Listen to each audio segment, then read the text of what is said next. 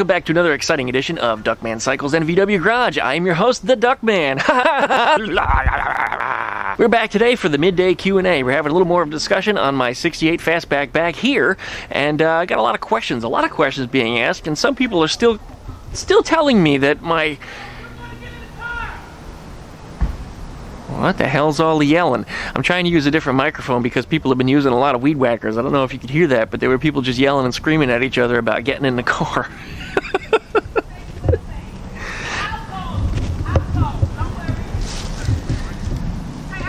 Yeah, I don't know if you guys can hear it at all, but anyway, this microphone is more directional and picks me up better than the things around me, which is the reason why I switched over to it. So maybe you're not hearing that, and if that's the case, then this is working really well. But anyways, I've still got a lot of discussion from people, and a lot of people that are telling me that these air filters that I've got on here and this linkage is not going to work properly. You know, despite it being a setup that has been sold by CB Performance for the last 30 years, who, by the way, is a very reputable company. It's been around for 60. You think they ought to know what they're doing, but people are still telling me that this isn't going to work. You know, like it's something I cobbled together in my backyard from a bunch of junk. But no, that's not the case. The rest of the car might be, but these air cleaners and this linkage is not at all put together by me. This is actually a professional and proper installation. So we're going to talk about this a little more in detail. I've got some more questions that were asked of me also about this Type 3, and we're going to try to answer as many of them as possible today in this video. Please like, comment, subscribe. Please pluck the dingle belly down to your see next to the subscribe button. That way you get updates every time I upload a new video. And don't forget to join Duckman Cycles VW Garage up on the Facebook group page. If you'd like to email me, duckmancycles@duckshit.net. Once again, duckmancycles@duckshit.net. Thanks so much for watching, you guys. Here comes that intro.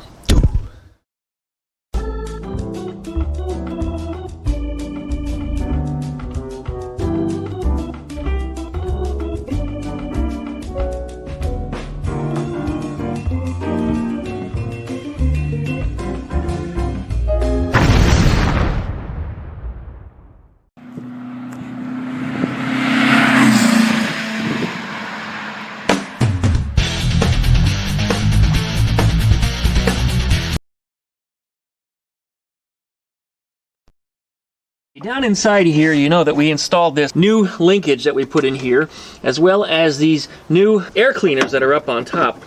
And these now, as you can tell, are really easy to install and uninstall from this car, and easy to, well, just easy to work on in general. And I really like this setup, I really do. The air cleaners are pretty easy to get. And if I needed a lower profile air cleaner, because it's still getting too close to the body, I found one from K&N, and I mentioned that in the last video. Now, some people were concerned that a smaller air cleaner would limit my airflow and is going to cause the car to run excessively rich. Well, the air cleaner in particular that I was talking about, that's shorter than this one by about 1/4 of an inch, which should give me a little more clearance. More than likely on that side is probably where I need it more than on the, over here. But it's for a 105 cubic inch Indian motorcycle. Now 105 cubic inches, that's I think about 1700 cc. I'm doing the math off the top of my head, but that's about 1700 cc. This is a 1600 engine. Let me divide that by 2 because we have 2 air cleaners. So we only have 800 cc on each side. And 800 cc is about, it's just under 50 cubic inches. So 50 cubic inch drawing through an air filter that works for a 105 cubic inch vehicle, I think it's going to work just fine, and it's not going to limit my airflow. So I'm not the least bit concerned about using a lower profile air cleaner if I need to. And I don't know if I need to, and I probably won't need to. But if in the event that did come down to it where I need to make that adjustment, you know, that shouldn't be an issue, shouldn't be a problem. Another question I had gotten a couple times was, do you need the balance tube? This right here is the balance tube, and what it is it connects the intake manifold from one carburetor all the way back across the intake manifold on the other side. And what does that do? Well, it's real simple. It balances, just like the name implies. It helps to balance out those pulses that come from either cylinder, well, either set of cylinders on either side of the engine, which gives you a better idle, better low-speed throttle response. Things are just smoother and more even. Do you have to have it? No, you really don't have to have it. You can run perfectly fine without it. It's just, it's more of a creature comfort thing. It's just, it runs better, and it's just overall just nicer. Everything just feels smoother. It's just, yeah, it's a much better experience to have your balance tube. If you don't have provisions for it, I say don't worry about it. But if you do have a bung in your bang hole, If you do have a bung in your manifolds for it, and there's no reason why you shouldn't put a little barb tube in there and run a hose all the way across. I do recommend it, but some of the ICT, I can never say the right words, ICT, I believe that's the correct acronym, or the aftermarket Weber 34 carburetors, which is a clone. Some of the kits don't come with the balance tube. So you may have to drill it if you wanted to add one, tap it, and then run your barb tube in and run a hose across. So that ought to work just fine for you if you really need to add one. I mean, if you really think that you absolutely have to.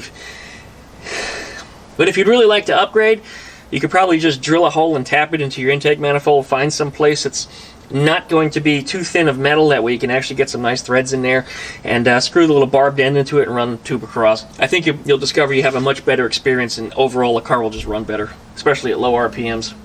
Alright, I still have a lot of people asking, why didn't I use a slide hammer or a body hammer to fix the flange and bring the entire trunk upwards?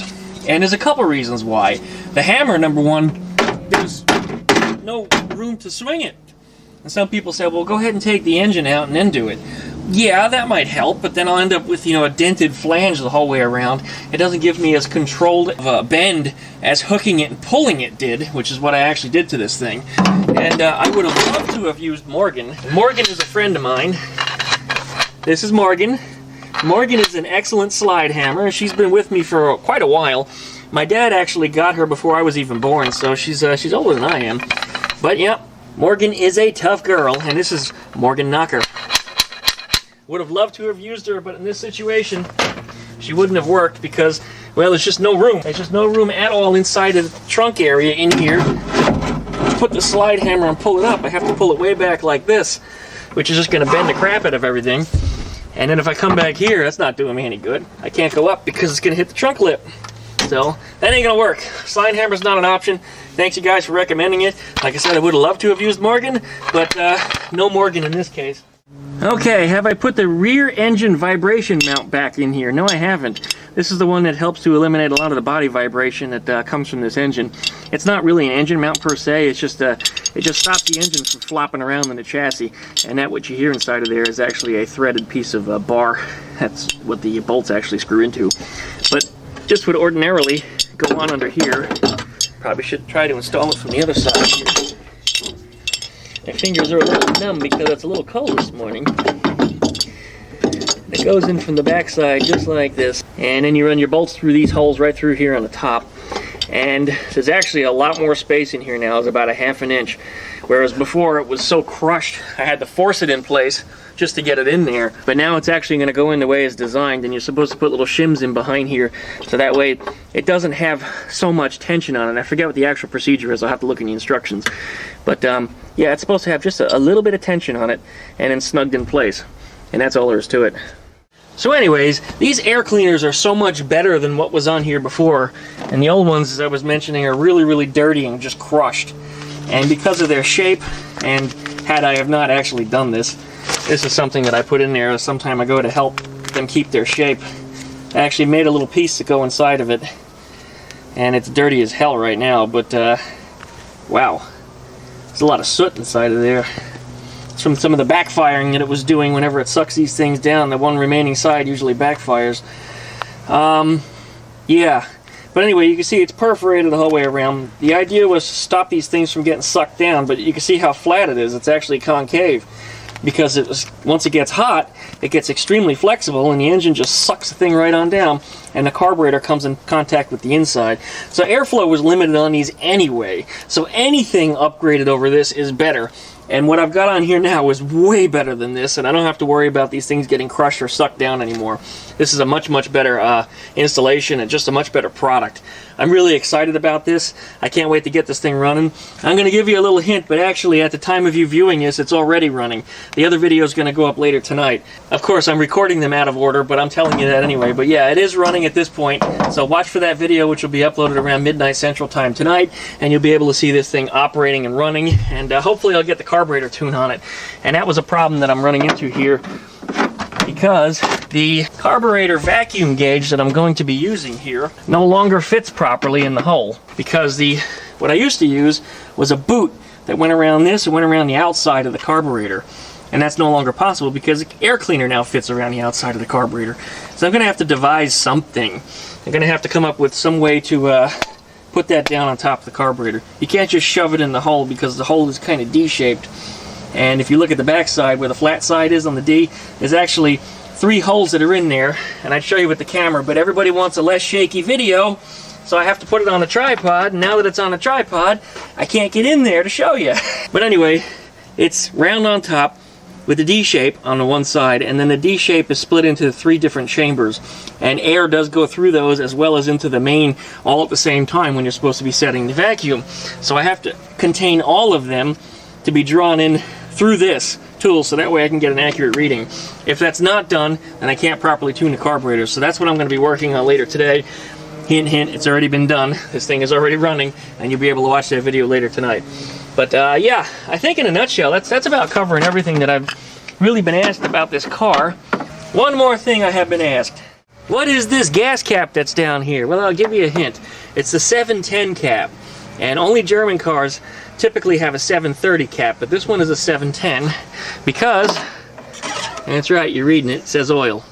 This is the dipstick, and the dipstick actually goes through the body, down through a rubber bellows, and into a tube that connects to the crankcase of the engine. So it allows me to get the oil reading through the body without having to reach down to the engine compartment. A little bit cleaner, kind of nice, a little bit more elegant. Of course, the Type 3 was supposed to be the future evolution of the Volkswagen Beetle. This is the direction they were supposed to go, and because they just weren't popular because they were a little expensive, people didn't buy a whole lot of them. Therefore, Volkswagen discontinued them kind of early and kept the Beetle around a lot longer than even they ever expected to. Okay, well, I think that about sums it up. Let me check my list and see if we got anything else today. The answer is no. It looks like I covered just about everything else that anybody has asked about. A few people did mention, a little funny, some people mentioned the reason why my trunk was crushed in is because there was a fat chick back there at a drive-in or something. And some people also suggested I should have used the fat chick to perhaps straighten the car out with a seesaw or something, put some kind of piece of wood over the bumper and, you know, hoist the rear end back up. I find that to be extremely funny. So for those of you that are watching, I hope you're laughing and smiling. Anyways, as always, like, comment, subscribe, pluck that little dingle bell you see down there next to the subscribe button. That way you get updates every time I upload a video. And don't forget, check out Duckman Cycles VW Garage up on the Facebook group page. If you want to email me, duckmancycles@duckshit.net. Thanks so much for watching, you guys. We'll see you again around midnight for the updated video where you get to see this sucker running. That's right, you'll see it. Boom. Bang hole.